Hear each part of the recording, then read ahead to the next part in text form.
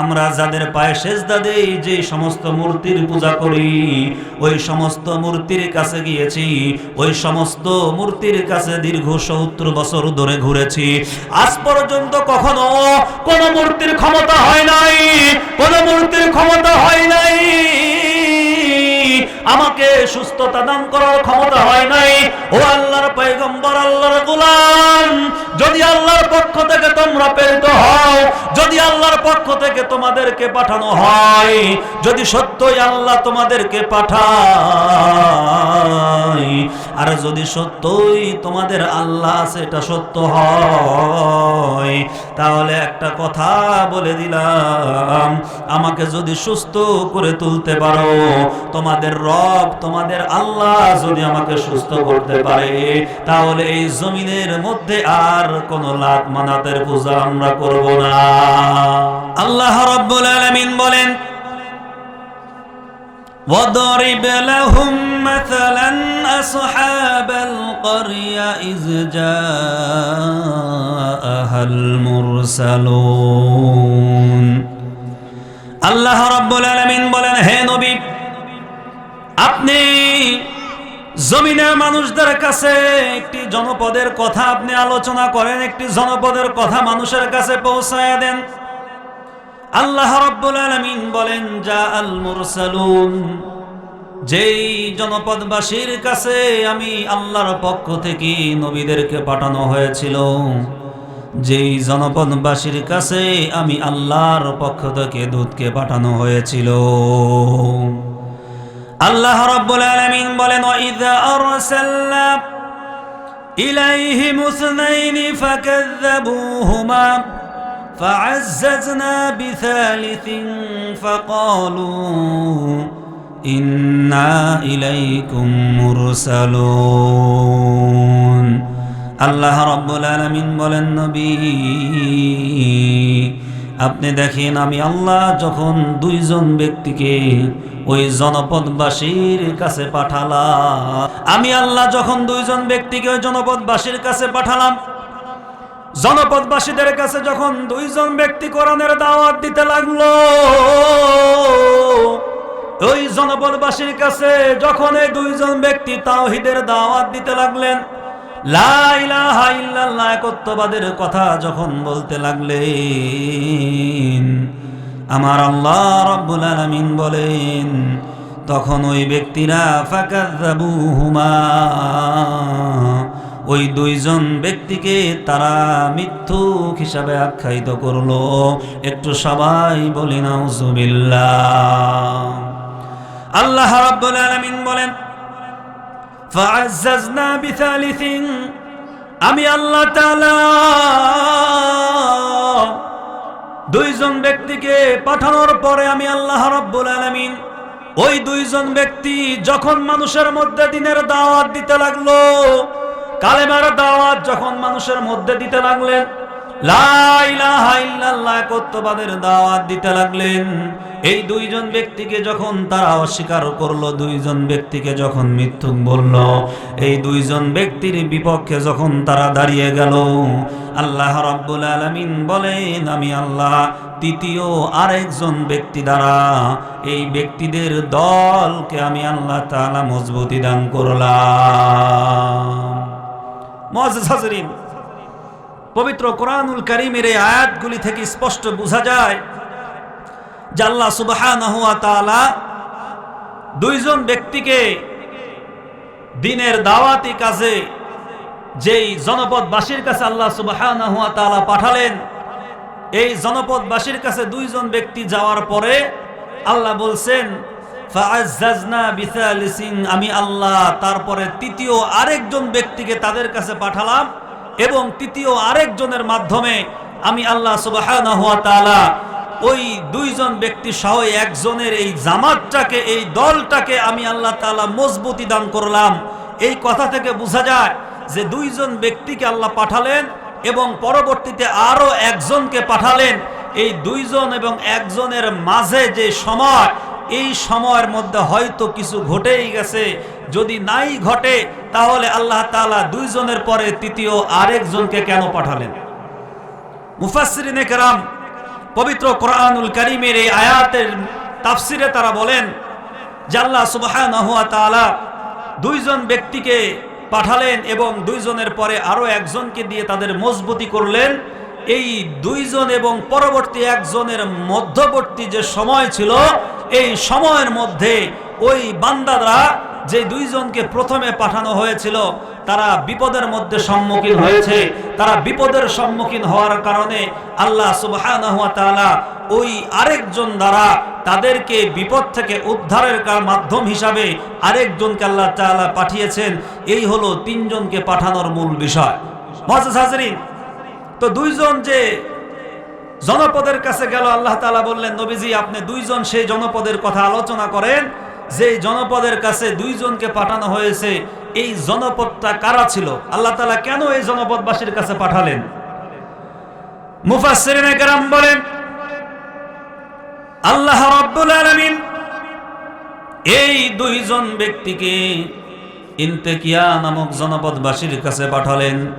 এই ইনতেকিয়া নামক জনপদবাসী যারা ছিল,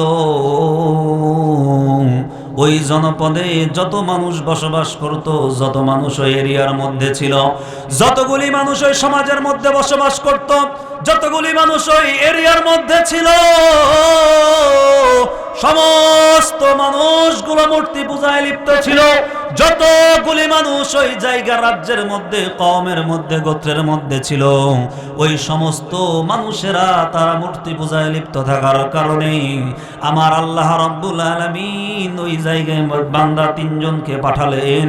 এই তিনজনের মাধ্যমে ওই জায়গা থেকে ওই মূর্তির পূজা, আগুনের পূজা, মুশরিকতাকে বিদায় করার জন্য আমার আল্লাহ সুবহানাহু ওয়া তাআলা ওই জমিনের মধ্যে ওই কওমের কাছে তিনজন ব্যক্তিকে পাঠালেন।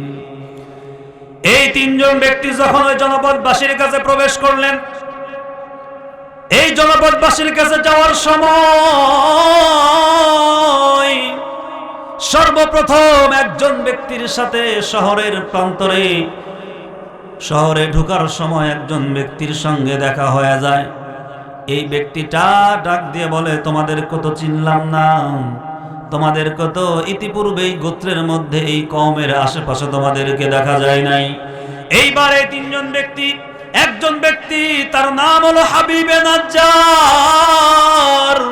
হাবিবে নাজ্জার নামক ব্যক্তি জিজ্ঞাসা করলেন ওহে গোলাম, তোমাদেরকে তো ইতিপূর্বে দেখা যায় নাই, তোমাদেরকে তো ইতিপূর্বে আমরা দেখি নাই, তাহলে আজকে তোমাদেরকে দেখা যায়, তোমাদের উদ্দেশ্য কি এবং তোমরা কোথায় থেকে আসছো একটু আমাদেরকে বলো। এইবার হাবিবে নাজ্জারের সামনে দাঁড়িয়ে আল্লাহ তাআলার পাঠানো দুইজন ব্যক্তি ডাক দিয়ে বলে আল্লাহর গোলাম, আমরা আল্লাহ তাআলার পক্ষ থেকে তোমাদের কাছে প্রেরিত হয়েছি, তোমাদের কাছে একমাত্র আল্লাহর পক্ষ থেকে আমাদেরকে পাঠানো হয়েছে দিনের দাওয়াতের জন্য। এবং দুইজন ব্যক্তি আমরা তোমাদের কাছে তোমাদের ওই মুশরিকতাকে বিদায় করে একমাত্র তাওহীদের কালেমা উঁচু করার জন্য এসেছি। এইবার হাবিবে নাজ্জার ডাক দিয়ে বলে বুঝলাম না হয় তোমাদেরকে তোমাদের রব পাঠিয়েছে, বুঝলাম না হয় তোমাদেরকে তোমাদের প্রভু, তোমাদের আল্লাহ তোমাদেরকে পাঠিয়েছে। তাই যদি হয় তোমাদেরকে যেই রব, যেই আল্লাহ তোমাদেরকে পাঠালেন, ওই রবের কি কোনো কুদরত তোমাদের কাছে আছে যেটা তোমরা আমাকে দেখায়া প্রমাণ দিতে পারো যে তোমাদেরকে রব পাঠিয়েছে? এইবার এই দুইজন ব্যক্তি ডাক দিয়ে বলছেন ভাই আমার, আল্লাহ রাব্বুল আলামিন আমাদেরকে তোমাদের মাধ্যমে তোমাদের কাছে যে পাঠিয়েছেন তার প্রমাণ স্বরূপ আমার রব, আমার আল্লাহ আমাদেরকে যেইগুলো দিয়েছেন তুমি চাইলেই সেইগুলো তোমাকে প্রকাশ করে দেখানো যায়। এইবার হাবিবে নাজ্জার অবাক হয়ে বলল ভাই আমার, দীর্ঘ ৭০ বছর আমি কুষ্ঠ রোগের মধ্যে আক্রান্ত হয়ে আছি। 70 বছর ধরে কুষ্ঠ রোগের মধ্যে আক্রান্ত থাকার পরেও আজ পর্যন্ত কোনো দেব দেবীর কাছ থেকে আমি মুক্তি নিতে পারি নাই। কখনো আমি লাতের কাছে গিয়েছি, কখনো আমি মানতের কাছে গিয়েছি, কখনো আমি উজ্জার কাছে গিয়েছি। ও আল্লাহর পক্ষ থেকে পাঠানো পয়গম্বর, আমি আল্লাহর জমিনের মধ্যে আমরা যাদেরকে লাত মানাত উজ্জা যাদের পূজা করতাম, আমরা যাদের পায়ে সেজদা দেই, যে সমস্ত মূর্তির পূজা করি, ওই সমস্ত মূর্তির কাছে গিয়েছি, ওই সমস্ত মূর্তির কাছে দীর্ঘ 70 বছর ধরে ঘুরেছি। আজ পর্যন্ত কখনো কোন মূর্তির ক্ষমতা হয় নাই, কোন মূর্তির ক্ষমতা হয় নাই আমাকে সুস্থতা দান করার ক্ষমতা হয় নাই।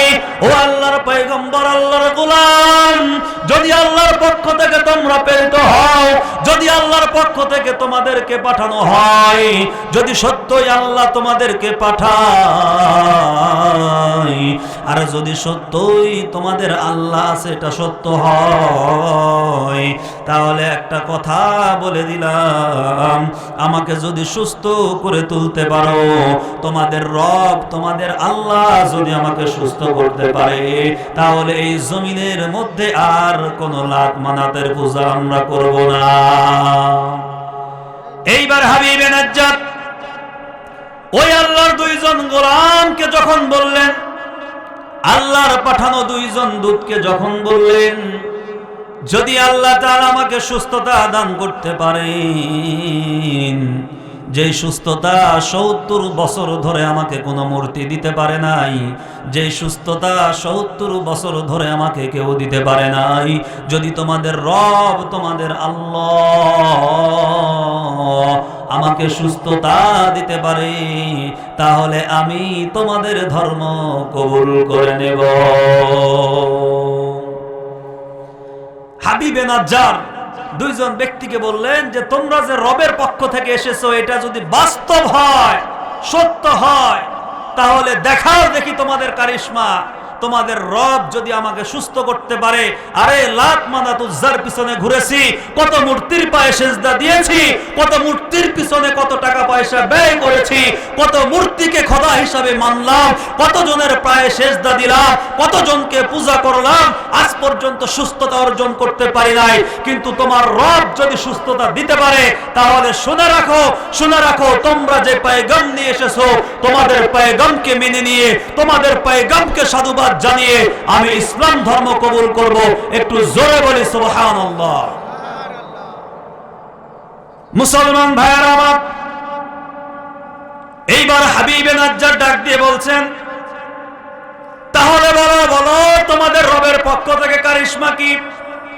এই 2 জন ব্যক্তি আল্লাহ তাআলার দরবারে দোয়া করলেন। আল্লাহ তাআলাকে ডাক দিয়ে বললেন, আল্লাহ,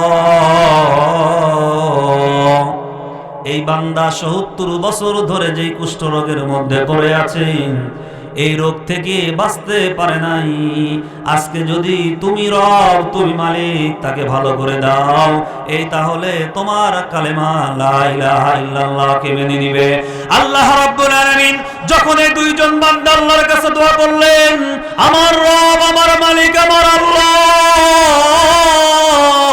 সঙ্গে সঙ্গে 2 জনের দোয়া কবুল করলেন।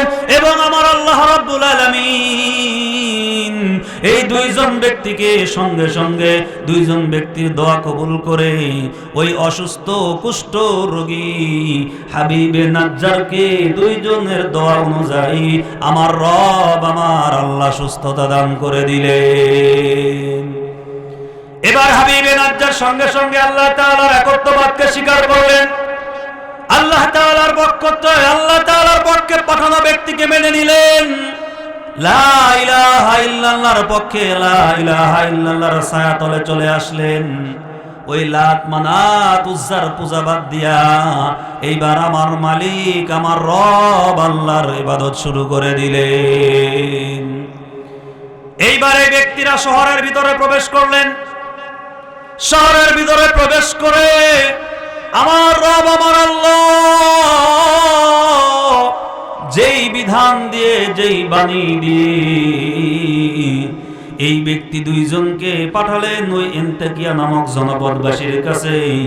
তাদের কাছে গিয়া এই দুইজন ব্যক্তি আমার রবের কালেমার একত্ববাদের দাওয়াত দেওয়া শুরু করলেন। এইবার গোটা রাজ্যের মধ্যে হইচই শুরু হয়ে গেছে। হায় হায়, হলো কি? এখানে যদি এইরকম লা ইলাহা ইল্লাল্লাহর দাওয়াত চলে, এখানে যদি তাওহীদের একত্ববাদের দাওয়াত চলে, এইখানে যদি আমার রব এই আল্লাহর একত্ববাদ প্রতিষ্ঠা হয়, তাহলে তো আমাদের গদি নড়ে যাবে, আমাদের চেয়ার নড়ে যাবে, আমাদের গদি থাকবে না, আমাদের চেয়ার থাকবে না। এই ভয়ে তখন ওই সমস্ত কাফেররা, ওই জায়গায় মূর্তি পূজকরা, তারা সবাই তাদের বিরোধিতা করা শুরু করলো। এরা চিন্তা করলো যে রাজার কাছে, ওই সময়ে যে রাজা ছিল, বাদশা ছিল, তার কাছে গিয়ে তাকে একটু দিনের দাওয়াতটা দিবে, এই চিন্তায় এই দুইজন ব্যক্তি ব্যস্ত। কিন্তু রাজা পর্যন্ত পৌঁছাইতে তাদের সময় লেগে গেল। এইবার দীর্ঘদিন ধরে অবস্থান করার পরে হাবিবে নাজ্জারকে যখন তারা অতিক্রম করে ভিতরে প্রবেশ করলেন, বাদশার সাথে সাক্ষাৎ করার মতো সময় তাদের হয় নাই। বাদশা বের হয় না, এই জন্য তারা বাদশার সাথে কথা বলতে পারে না। কিন্তু তারা দরবারের পাশে অবস্থান করছেন, দরবারের পাশে তারা সময় পার করছেন। দরবারের পাশে তারা সময় পার করতে করতে তারা দরবারের কাছাকাছি যখন থাকলো, অপর দিক থেকে হঠাৎ করে একদিন বাদশা নামদার যখন রাজ দরবার থেকে বের হলেন, তারা উচ্চ আওয়াজে, উচ্চ গতিতে আমার আল্লাহর নামের জিকির শুরু করে দিল। লা ইলাহা ইল্লাল্লাহ, লা ইলাহা ইল্লাল্লাহ, লা ইলাহা ইল্লাল্লাহ, লা ইলাহা ইল্লাল্লাহ, লা ইলাহা ইল্লাল্লাহ, লা ইলাহা ইল্লাল্লাহ, লা ইলাহা ইল্লাল্লাহ। এইবার রাজার কানে যখন জিকিরের আওয়াজ গেল, আল্লাহর গুণগান, আল্লাহর একত্ববাদের কথা যখন তাদের কানে গেল, এইবার বাদশা নামদার ক্ষিপ্ত হইয়া, রাগান্বিত হইয়া ওই দুইজন ব্যক্তিকে সঙ্গে সঙ্গে জেলের মধ্যে তাদেরকে বন্দী করে দিল। জেলের মধ্যে প্রবেশ করানোর পরে লম্বা সময় অতিবাহিত হয়ে গেল। আল্লাহ রাব্বুল আলামিন বলেন, ফাআজ্জালনা বিথালিসিন, আমি আল্লাহ রাব্বুল আলামিন তৃতীয় ব্যক্তি দ্বারা ওই দুইজনকে মজবুতি দান করলাম। এইবার আমার আল্লাহ তাআলা এই দুইজন ব্যক্তি বন্দী হওয়ার পরে তৃতীয় আরেকজন ব্যক্তি, যার নাম হলো শামউন, এই শামউন নামের একজন ব্যক্তিকে আল্লাহ রাব্বুল আলামিন ওই এন্তাকিয়া নামক জনপদবাসীর কাছে পাঠায়া দিলেন। এইবার জনপদবাসীর কাছে যখন চলে গেলেন, ওই জনপদবাসীদের সাথে কথা বলেন, তাদের সাথে সুসম্পর্ক তৈরি করিয়া একটা সময় খবরটা রাজার দরবারে পৌঁছায় গেল। এইবার রাজাও এই ব্যক্তিকে ডাক দিয়া কাছে টেনে নিলেন। এই ব্যক্তির সাথে, শামউনের সাথে কথাবার্তা বলার পরে যখন ভালো লাগলো, ওই রাজ্যের মধ্যে শামউন নামক ব্যক্তিকে অবস্থান করার জন্য সুযোগ করে দিল। হঠাৎ করে একটা দিন শামউন ডাক দিয়ে বলতেছেন, রাজা মশাই, আপনার রাজ্যের মধ্যে দুইজন ব্যক্তিকে আপনি জেলখানায় বন্দী করেছেন। ওই দুইজন ব্যক্তিকে আপনি কেন জেলখানায় বন্দী করেছেন, তাদের কাছে কি জিজ্ঞাসা করেছিলেন? শামউন যখন এই প্রশ্ন করল, রাজা ডাক দিয়ে বলে, না না, তারা যখন আল্লাহর নাম বলেছিল, আমি এত বিরক্ত হয়েছিলাম, এত রাগান্বিত হয়েছিলাম, যে রাগান্বিত হওয়ার কারণে তাদের সাথে কথা বলার সময় হয় নাই, যেই রাগান্বিত হওয়ার কারণে তাদের তাদের কাছ থেকে কথা বলার মতো সময় আমার হয় না, আমি সঙ্গে সঙ্গে তাদেরকে জেলখানায় প্রেরণ করি। শামউন ডাক দিয়ে বলতেছেন, রাজা মশাই, তাই যদি হয় আপনাকে আমি পরামর্শ দেই, ওই দুইজন ব্যক্তিকে ডাক দিয়ে তাদের থেকে আপনি জিজ্ঞাসা করেন তারা এই রাজ্যের মধ্যে কেন আসলো এবং এই রাজ্যের মধ্যে আপনার সামনে তারা কেন লা ইলাহা ইল্লাল্লাহ বলল। এই কথা বলার পরে রাজা মশাই এবার ওই দুইজন ব্যক্তিকে ডাকালেন। ওই দুইজন ব্যক্তিকে ডাকায়া রাজা মশাই জিজ্ঞাসা করলেন, তোমরা কোথায় থেকে এসেছো? তোমরা কার জন্য এই জায়গায় এসেছো? তোমরা কার পক্ষে কথা বলার জন্য এই জায়গায় এসেছো? এইভাবে যখন রাজা মশাই প্রশ্ন করলো, আল্লাহর দুইজন গোলাম ডাক দিয়ে বলতেছেন, আমাদেরকে আমাদের রব, আমাদের আল্লাহ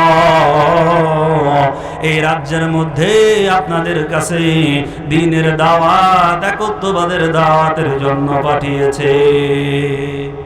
এইবার সবাই অবাক, রাজাও অবাক হয়ে গেল, ব্যাপার কি? আমাদের কাছে পাঠিয়েছে তো তোমাদেরকে যারা যে আল্লাহ যে রব পাঠিয়েছে সে রবের কি কোনো কারিশমা আছে? তোমাদেরকে যে রব পাঠিয়েছে, তোমাদেরকে যে তোমাদের আল্লাহ পাঠিয়েছে, এইটা বুঝার উপায় কি? এইটা বুঝার সহজ উপায় দেখি কিছু থাকলে দেখাও। তোমরা যে আল্লাহ প্রেরিত বান্দা এইটা বুঝার জন্য যদি পারো তোমরা কিছু দেখাও যেন তোমাদের প্রতি বিশ্বাস হয়। এইবার দুইজন বান্দা ডাক দিয়ে বলতেছেন, রাজা মশাই, আপনারা যা কিছু দেখতে চাইবেন শুধুমাত্র আপনারা জবান দিয়ে বলবেন আমার রব, আমার আল্লাহ, সঙ্গে সঙ্গে ওইটা করে দেখায়া দিবেন। এইবার রাজা মশাই এটা বাস্তবায়ন করার জন্য ওই রাজ্যের মধ্যে একটা সন্তান ছিল। ওই সন্তানটা তার চোখ ছিল না, চোখের জায়গায় সমান লেপা জায়গা ছিল, চোখের কোনো নিদর্শন ছিল না। এমন একটা সন্তানকে ডাক দিয়ে বলতেছে, তোমাদের রব যদি এই সন্তানকে চোখ ফিরাইয়া দিতে পারে তাহলে আমি তোমাদের কথায় ঈমান আনব। এই কথা বলার সঙ্গে সঙ্গে ওই ব্যক্তিকে হাজির করা হলো। ওই ছোট বাচ্চাকে সামনে হাজির করার পরে দুইজন বান্দা আল্লাহ তাআলার দরবারে দোয়া করলেন, আল্লাহ এই সন্তানের যেই চোখ নাই, দুইটা চোখ, একটা চোখও তার নাই, এই বান্দার দুইটা চোখ আপনি ফিরাইয়া দেন। আল্লাহ রাব্বুল আলামিন যখন দোয়া করলেন, দোয়া করার সঙ্গে সঙ্গে আমার রব, আমার আল্লাহ ওই বান্দার যেই জায়গায় কোনো চোখ ছিল না ওই জায়গাতে আমার আল্লাহ রাব্বুল আলামিন দুইটা সুন্দর চোখের ব্যবস্থা করে দিল। আল্লাহু আকবার বলেন।